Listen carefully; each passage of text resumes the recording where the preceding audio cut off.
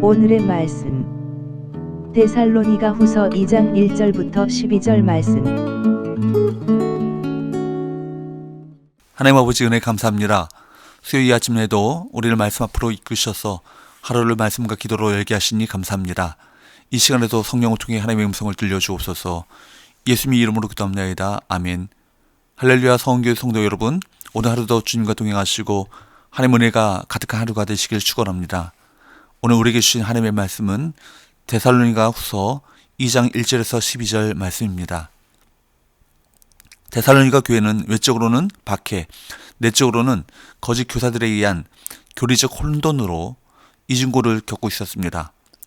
그러므로 데살로니가 전서와 또 후서의 기록 목적은 대동소이합니다. 첫째는 박해받는 성도들을 위로하고 격려하는 것이고, 두 번째는 성경적 재림신학과 신앙을 가르쳐주는 것입니다. 1절부터 3절까지 말씀을 보도록 합니다. 형제들아, 우리가 너희에게 구하는 것은 우리 주 예수 그리스도의 강림하심과 우리가 그 앞에 모임에 관하여 영어로나 또는 말로나 또는 우리에게서 받았다는 편지로나 주의 날이 이르렀다고 해서 쉽게 마음이 흔들리거나 두려워하거나 하지 말아야 한다는 것이라. 바울이 데살로니가 성도들에게 요구하는 것은 2절에 보듯이 흔들리지 말고 두려워하지 말라는 것입니다. 그렇게 요청하는 이유는 그들 가운데 거짓 교훈이 만연했기 때문입니다. 분명히 주님이 다시 오신다는 소식은 성도에게 두려움이 아니라 기쁨의 소식입니다. 그런데 주님의 재림을 이용하는 거짓 선자들이 많은 것이 문제입니다. 바울은 재림에 관해 영어로나 말로나 바울의 사칭한 편지에 속지 말라고 합니다. 쉽게 마음이 흔들리거나 두려워하거나 미혹되지 말라고 당부합니다. 주님이 오실 것을 기다리는 성도는 성경 말씀 외에 다른 어떤 말에도 흔들리거나 두려워하지 말아야 합니다. 또한 주의 날이 이미 이르렀다, 즉 주님의 재림이 이미 임했다는 잘못된 사상을 바로잡아 줍니다. 주님이 이제 곧 오신다는 임박한 재림 사상도 문제가 있지만 주님이 이미 오셨다는 사상은 더 큰 문제였습니다. 데살로니가 성도들 중에는 주의 날이 이르렀다는 거짓 교훈에 흔들리고 두려워하는 사람들이 많이 있었던 것 같습니다. 이 바울은 데살로니가 성도들에게 잘못된 가르침에 미혹되지 말라고 권면하면서 주의 날이 이르기 전에 있을 종말적 사건들을 설명합니다. 3절, 누가 어떻게 하여도 너희가 미혹되지 말라. 먼저 배교하는 일이 있고 저 불법의 사람 곧 멸망의 아들이 나타나기 전에는 그 날이 이르지 아니하리니. 먼저 배교하는 일이 있을 것입니다. 이는 개인적 차원이 아니라 전 세계적 차원의 배교로 믿음의 공동체 안에 일어날 것입니다. 또 다른 사건은 불법의 아들 혹은 멸망의 아들이라고 하는 적그리스도의 출현입니다. 종말 전에는 하나님께 강력하게 도전하는 일, 배교가 일어날 것이고 적그리스도가 나타나 자신이 하나님이라고 사람들을 현혹할 것입니다. 그런데 그런 일이 아직 일어나지 않았다는 것입니다. 잘못된 소문을 듣고 흔들리는 이유는 믿음보다 감정이 앞서기 때문입니다. 감정이 앞서면 두렵고 초조해집니다. 그럴 땐 선택과 결정을 하게 되는 것이죠. 그러므로 성경 말씀 외에 다른 어떤 말에도 흔들리거나 두려워하지 마시고 오직 진리 말씀을 굳게 붙잡아야 합니다. 성경이 가는 데까지 가고 성경이 멈추는 데서 멈춰야 합니다. 4절, 그런 대적하는 자라 신이라고 불리는 모든 것과 숭배함을 받는 것에 대항하여 그 위에 자기를 높이고 하나님의 성전에 앉아 자기를 하나님이라고 내세우느니라. 예수님께서 재림하시기 전에 불법의 사람이 나타날 것입니다. 바울은 이 불법의 사람이 자기를 높이고 자칭 하나님이라고 할 것임을 증언합니다. 로마의 여러 폭군 중에 가이우스 칼리굴라라는 악명 높은 황제가 있었습니다. 그는 백성의 지지를 얻기 위해 유흥을 권장했고 국가 행사 때 신으로 분장하고 마치 신처럼 행동했습니다. 심지어는 자신의 신상을 예루살렘 성전 안에 설치해 유대인들을 자극했습니다. 바울은 그와 같은 불법의 사람이 나타나리라고 말합니다. 불법의 사람은 자신이 하나님이라고 주장할 것입니다.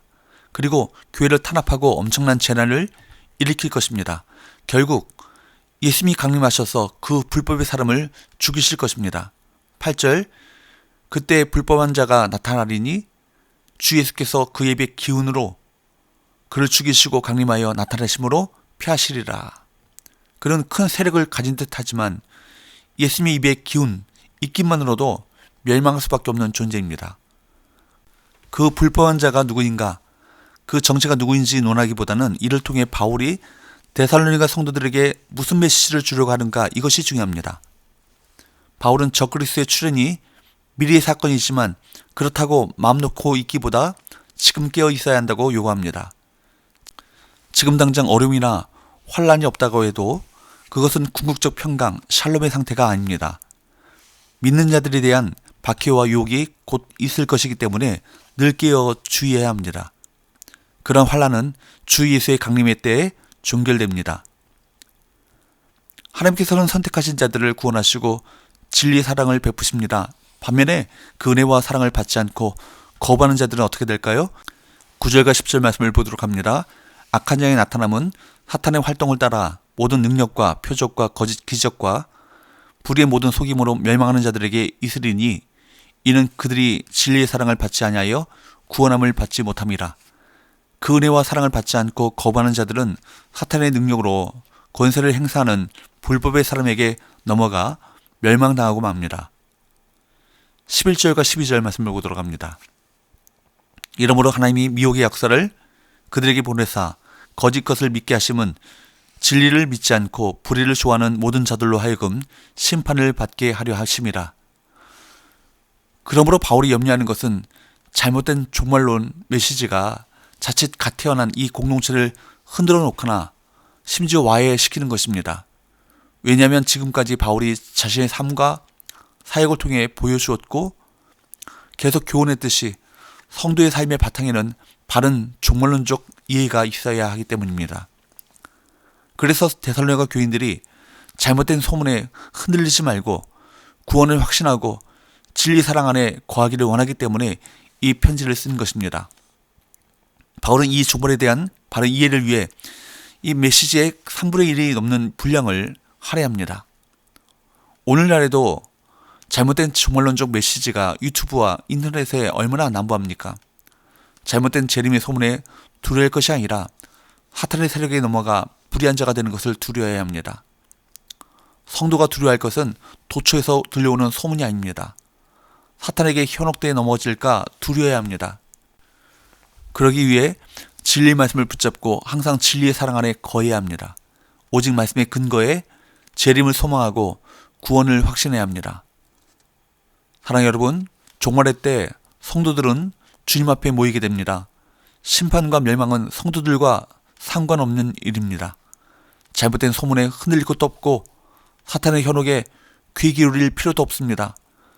진리의 사랑을 매일 공급받으며 그 사랑을 전하며 살아가야 할 것입니다. 기도합시다. 하나님 아버지, 다른 교훈과 거짓된 가르침이 난무할지라도 진리의 말씀에 대한 확고한 믿음을 가지고 주님의 재림을 준비하는 삶을 살게 하여 주옵소서. 예수님의 이름으로 기도합나이다. 아멘.